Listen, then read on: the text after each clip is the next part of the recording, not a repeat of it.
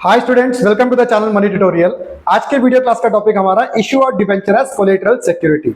Collateral security का मतलब ये होता है कि कंपनी बैंक से लोन लेती है। लोन लेने के बाद कंपनी सबसे पहले क्या करती है, जो भी उनके टैंजिबल एसेट्स हैं, फिक्स एसेट्स हैं, उनको वो मॉर्गेज करती है, बैंक के पास गिरवी रखती है, एज अ सिक्योरिटी बैंक को ऑफर करती है। बैंक टैंजिबल एसेट्स को गिरवी रखने के बाद एक्स्ट्रा कहता है कि आपकी कंपनी के जो डिबेंचर्स हैं वो भी हमारे पास आप गिरवी रख दो। अगर कंपनी टैंजिबल एसेट्स के साथ अपने डिबेंचर्स को भी गिरवी रखती है बैंक के पास लोन लेने के लिए, तो उस डिबेंचर्स को हम बोलते हैं इशू और debenture as collateral security. Collateral security का सिंपल मीनिंग होता है सेकेंडरी सिक्योरिटी।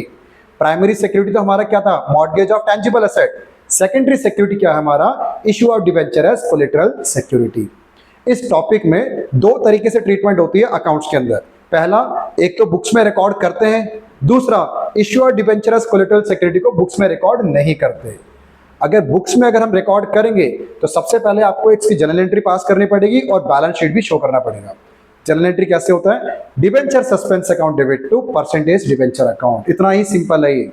किसी किसी क्वेश्चन में बैंक से लोन लेने की भी एंट्री पास करनी है, bank account debit to bank loan. अगर क्वेश्चन में नहीं पूछता bank account debit to bank loan की एंट्री, तो वो मत करना। Simple debenture suspense account debit to percentage debenture.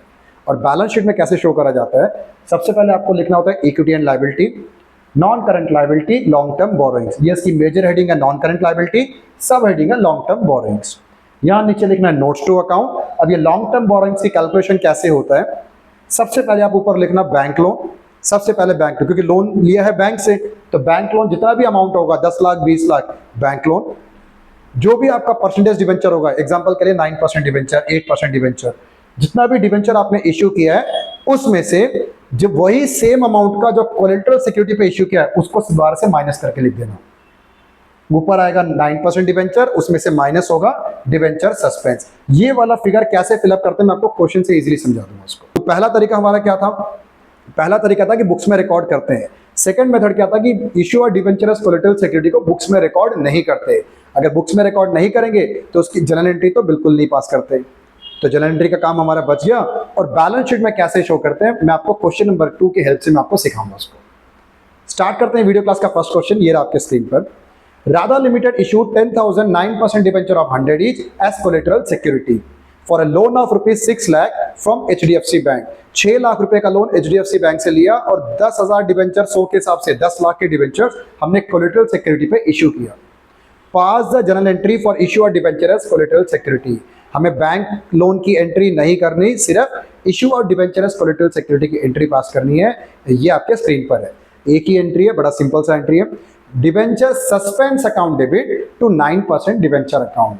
Amount कितना, 10,000 डिबेंचर 100 के हिसाब से कितना बनता है, 10 लाख 10 लाख। बस इतनी सी एंट्री है उसकी और कुछ नहीं है। समझ आया आपको? ठीक है, आगे बढ़ता हूं क्वेश्चन नंबर 2 की तरफ। Ram limited secured a loan of rupees 5 lakh from Punjab National Bank by issuing 6,009% debenture of 100 each as collateral security. How will you show the issue of such debenture in balance sheet? अब balance sheet में कैसे show करोगे? दो case है, most important question है, दो case है।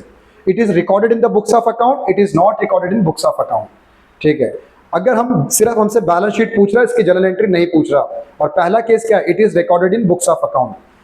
अगर जर्नल एंट्री पूछता तो हम क्या एंट्री पास करते हैं, debenture suspense account debit to 9% debenture. और कितने रुपए का डिबेंचर हमने इशू किया, 6,000 डिबेंचर 100 के हिसाब से 6 लाख 6 लाख। दोबारा बोल रहा हूं, debenture suspense account debit to 9% debenture 6 lakh की एक जर्नल एंट्री पास करनी होती है। पर क्वेश्चन में जर्नल एंट्री आपसे नहीं पूछ रहा तो ये मत करो, सिर्फ बैलेंस शीट शो पूछ रहे हैं। कैसे करते हैं balance sheet, equity and liability लिखना है, नॉन करंट लायबिलिटी, और सब हेडिंग हमारा लॉन्ग टर्म बोरोइंग्स। अब लॉन्ग टर्म बोरोइंग्स की कैलकुलेशन कैसे, सबसे पहले हम लिखेंगे बैंक लोन। बैंक से लोन लिया 5 लाख रुपीस का, देखो कितना सिंपल है, 5 लाख रुपए का लोन लिया तो बैंक लोन। डिबेंचर्स कितने हमने इश्यू करे, 6 लाख का। यहां पर लिखना है 6 लाख, यही सेम 6 लाख रुपीस को हम यहां से माइनस करके शो करेंगे। डिबेंचर सस्पेंस माइनस 6 लाख, 6 में से 6 गया तो कितना बचा, नील। तो यहां टोटल आया 5 लाख। इस 5 लाख को ऊपर आप शो कर दो। क्लियर?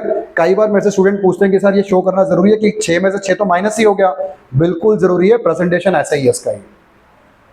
क्लियर? ठीक है, अब सेकंड केस देखते हैं क्या कह रहा है। सेकंड केस में बोल रहा है it is not recorded in books of account. Books में अगर रिकॉर्ड नहीं करना, पहली बात जर्नल एंट्री तो बिल्कुल नहीं पास करेंगे, और वैसे इस क्वेश्चन में पूछ भी नहीं रहा। बुक्स में रिकॉर्ड नहीं करना तो जर्नल एंट्री नहीं पास करेंगे। बैलेंस शीट में ये जो हमने पार्ट किया था इसमें थोड़ा सा मॉडिफिकेशन है, थोड़ा सा वेरिएशन, वो कैसे चेंज करते हैं मैं समझाता हूं। बैंक लोन 5 लाख रुपए और उसके ब्रैकेट में हमें मेंशन करना है secured by issue of 9% debenture of rupees 6 lakh as collateral security। बस ये स्टेटमेंट नीचे लिख के दिखाना है। बैंक से हमने लोन लिया 5 लाख रुपए का, पर डिबेंचर और डिबेंचर सस्पेंस नहीं शो करते। ब्रैकेट में मेंशन करना है secured by issue of 9% debenture of 6 lakh as collateral security. यही 5 लाख को उठाकर हमें ऊपर डालना है। बस सिर्फ ये दो बैलेंस शीट है। बुक्स में रिकॉर्ड करेंगे तो क्या बैलेंस शीट, बुक्स में रिकॉर्ड नहीं करना तो ये वाली बैलेंस शीट करनी है। समझ आया आपको? तो क्वेश्चन नंबर 2 इस पॉइंट से क्लोज हुआ। लास्ट क्वेश्चन इस वीडियो क्लास का, क्वेश्चन नंबर 3, छोटा सा एक स्टेप और। ऑलरेडी कंपनी का एग्जिस्टिंग लायबिलिटी है डिबेंचर 20 लाख। देखते हैं question. Question number 3, Krishna limited has a balance in 8% debenture account 20 lakh. Company के पास ऑलरेडी एग्जिस्टिंग 20 लाख रुपए का डिबेंचर में एक बैलेंस है, ऑलरेडी पब्लिक को इशू कर चुकी है। अब during the year 2023-24 it took a loan of ₹5 lakh from Punjab national bank. 5 lakh का लोन लिया पंजाब नेशनल बैंक से and issued ₹7 lakh 8% debenture as collateral security. How would you record this in the books of account if collateral company pass journal entry for this transaction.